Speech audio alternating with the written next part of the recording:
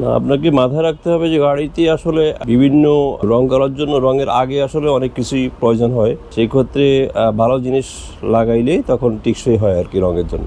আমার নাম মোহাম্মদ আজহারুল করিম। এটা অ্যাকচুয়ালি গাড়ির কালার প্রিন্ট প্লাস এটা অবশ্য বাসা বাড়ির ফার্নিচার কাজও লাগে। এগুলি সম্পূর্ণ বাইরের প্রোডাক্ট এবং বিশেষ করে চায়না, সিঙ্গাপুর, নেদারল্যান্ড এই সমস্ত দেশ থেকে আসে ইম্পোর্টাররা নিয়ে আসে, সেই ইম্পোর্টার থেকে আমি কিনে আনি আর কি।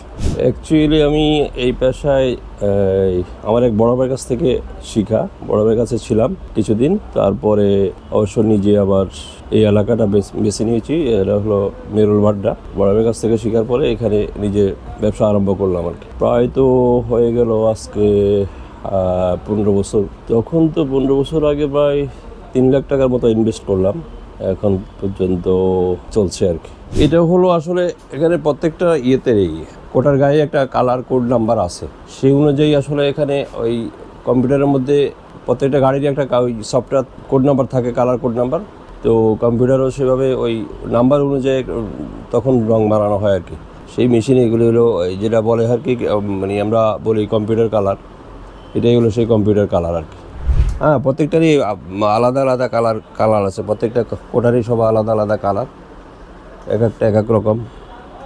এগুলি সফটওয়্যারে যে যতটুকু লাগবে, কোনটা কতটুকু লাগবে সেটা বলে দিবে, ওখান থেকেই তখন ডালা হয় আর কি। ডালা পরিমাপ করে রেলে তারপরে কালার বানানো হয়। এগুলি সবই ইম্পোর্ট করা আইটেম, বিভিন্ন ইম্পোর্টাররা ইম্পোর্ট করে, তাদের কাছ থেকে নিয়ে আসি। বিশেষ করে চায়নার প্রোডাক্ট তো এখন মার্কেটে ভরপুর, চায়না প্রোডাক্টই বেশি। পাশাপাশি নেদারল্যান্ডেরও আছে, সিঙ্গাপুর আছে, তারপরে কোরিয়ান আছে, কিছু আবার জাপান আছে।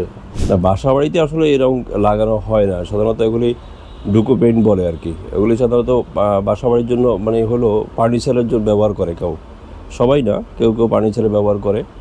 খুব এক্সপেন্সিভ তো, আর গাড়িতে তো অ্যাভেলেবেল চলছে, গাড়িতে ডুকু রঙই সবসময় ব্যবহার করে, মেনলি হলো গাড়ির জন্য আর কি। না, আপনাকে মাথায় রাখতে হবে যে গাড়িতে আসলে বিভিন্ন রং করার জন্য রঙের আগে আসলে অনেক কিছুই প্রয়োজন হয়।